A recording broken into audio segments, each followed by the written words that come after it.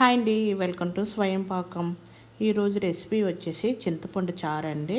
ఒక గిన్నెలో చిన్న నిమ్మకాయ చాయదంతా చింతపండు తీసుకొని బాగా వాష్ చేసుకొని అందులో 2 లోటాల వరకు నీళ్ళు పోసుకోవాలండి. ఇప్పుడు ఈ గిన్నెతో సహా స్టవ్ మీద పెట్టుకోవాలి. స్టవ్ మీద పెట్టుకొని స్టవ్ ఆన్ చేసుకొని అందులో రాళ్ళు ఉప్పుని వేసుకోవాలండి. ఈ చారుకు అనేది రాళ్ళు ఉప్పు అనేది బాగుంటుంది.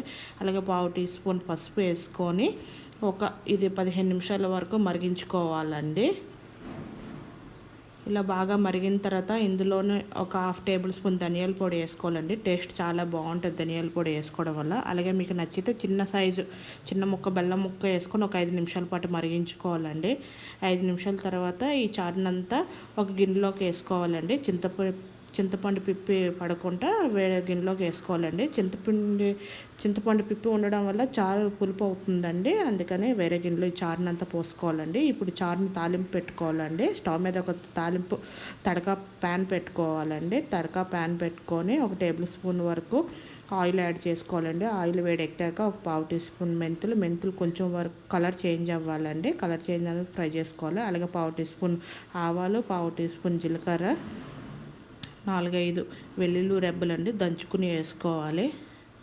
అలాగే 2 పచ్చిమిర్చిని ఇలాగ చిన్నగా కట్ చేసుకొని వేసుకోవాలి.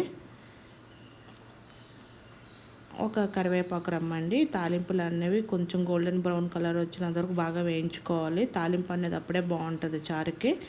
ఒకసారి అంతా తాలింపుని బాగా మిక్స్ చేసుకోవాలి.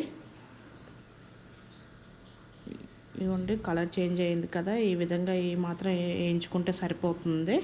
ఇప్పుడు ఈ తాలింపు అంతా తీసుకొని చింతపండులో చారులో వేసుకోవాలండి.